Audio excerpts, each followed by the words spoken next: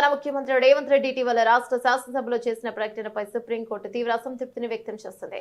దీంతో ప్రతిపక్ష ఎమ్మెల్యేలు కాంగ్రెస్ పార్టీలో చేరిన ఉప ఎన్నికలు రావని ముఖ్యమంత్రి చేసిన వ్యాఖ్యలపై అత్యున్నత న్యాయస్థానం అభ్యంతరం తెలిపింది. గతంలో బీఆర్ఎస్ నాయకురాలు కె కవితకు బెయిల్ మంజూరు చేసినప్పుడు రేవంత్ రెడ్డి చేసిన వ్యాఖ్యలకు ఆయనకు కోర్టు ధిక్కరణ నోటీస్ జారీ చేయకుండా వదిలేయడం తప్పైపోయినట్టుందని ఆగ్రహాన్ని వెలుబుచ్చింది. Justice BR Gavai, justice AG మసీహ్లతో కూడిన ధర్మాసనం ఈ కాంగ్రెస్ లోకి ఫిరాయించిన నేపథ్యంలో వారిపై అనర్హత వేటు వేయాలని కోరుతూ దాఖలైన పిటిషన్లపై విచారణ సందర్భంగా కోర్టు వ్యాఖ్యలు చేసింది. సీనియర్ న్యాయవాది ఆర్యామ సుందరం వాదనను వినిపిస్తూ సుప్రీంకోర్టు విచారణలో ఉన్న అంశంపై సభలో చర్చించవద్దని ఒక బీఆర్ఎస్ ఎమ్మెల్యే కోరిన ముఖ్యమంత్రి ప్రకటనను కొనసాగించారని కోర్టుకు తెలిపారు. ముఖ్యమంత్రి చేసిన వ్యాఖ్యలను సుందరం కోర్టుకు వినిపించారు. సభ్యులెవరూ కూడా ఉప ఎన్నికల గురించి ఆందోళన చెందాల్సిన అవసరం లేదని స్పీకర్ తరపున నేను చెబుతున్నాను. ఎటువంటి ఉప ఎన్నికలు రావు.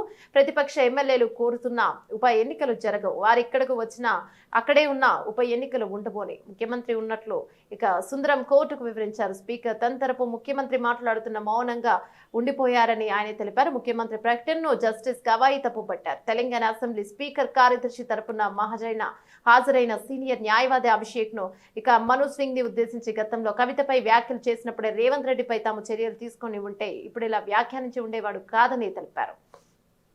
గత అనుభవాల దృష్ట్యా ఆయన ముఖ్యమంత్రి కొంత సంయమనం పాటించాలి కదా అని తెలిపారు.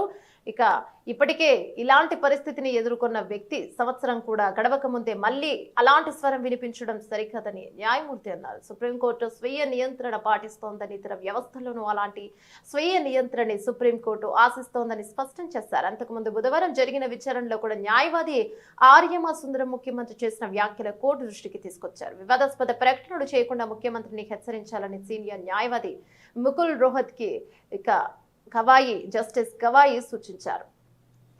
ఈ సందర్భంగా ఈ వ్యాఖ్యలు ముఖ్యమంత్రి రేవంత్ రెడ్డి కొన్ని వ్యాఖ్యలు చేశారు. బీఆర్ఎస్ ఓటు బ్యాంక్ బీజేపీకి బదిలీ అయినందుకే కవిత 5 నెలల్లో బెయిల్ తెచ్చుకున్నారని ఆయన వ్యాఖ్యలు చేసినట్టు తెలిసిందే.